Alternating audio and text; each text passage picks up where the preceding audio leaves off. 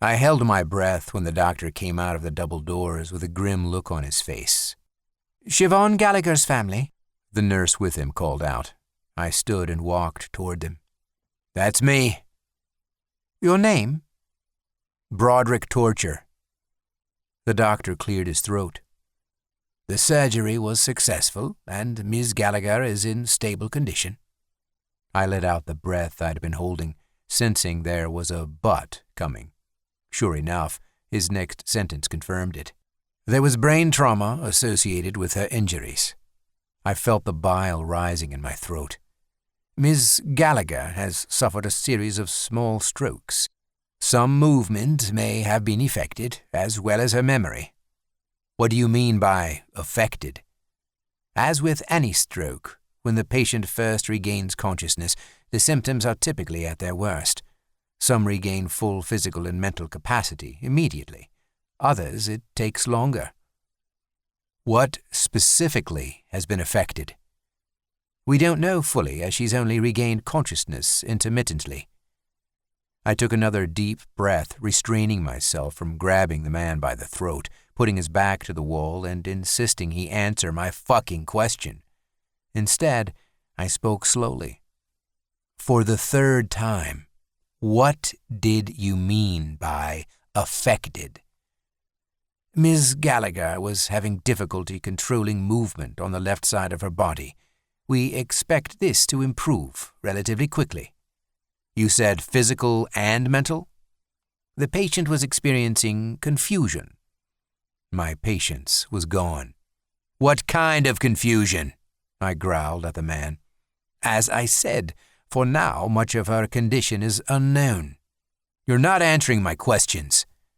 I was trained to recognize when people were hiding something, and this man sure as shit was. If this doc thought he could get anything over on me, he was in for a rude awakening when he experienced my ire in full force. Siren. "Where is Smoke?" I asked when I opened my eyes and felt a cold hand on my wrist. "Smoke?" asked the woman who was attaching a blood pressure cuff to my upper arm. "The man who was here earlier. He stepped out. Did he say when he was coming back?" "Shh." She glared at me when she pumped the ball, tightening the cuff. "Where in Ireland are you from?" she asked as she released it and typed something into her laptop. I scrunched my eyebrows.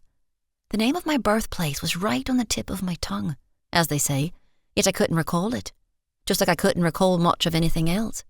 I knew my name, and Smoke's. Wait, his name couldn't just be Smoke. Like, I couldn't recall where I hailed from. I couldn't remember his full name. I rested my head against the pillow and closed my eyes. I opened them again when the woman's cold fingers rested on my pulse. "What is that?" I asked as she inserted a needle in the port of my IV. "Your pain medicine." A warm sensation flooded into my arm and up through my chest. Why could I remember things like what an IV was called and even a port, but not the name of the place where I was born or the full name of the man I loved? I tried to fight against falling asleep before he came back, but was overcome by grogginess. "Smoke," I whispered.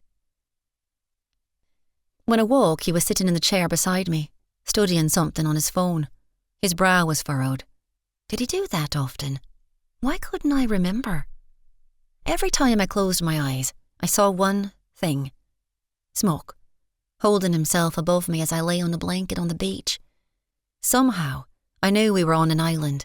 It was nearly dark, but I could see his face, his eyes. I could remember every detail of his lips on mine and everything that followed. It wasn't just the memory of how our bodies felt, naked as the ocean breeze swept over us. It was more that I could recall every feeling I had from the first kiss until we lay in each other's arms by the light of the moon and stars. In the face of not remembering anything else, I knew, deep in my soul, that I loved Smoke, and he loved me.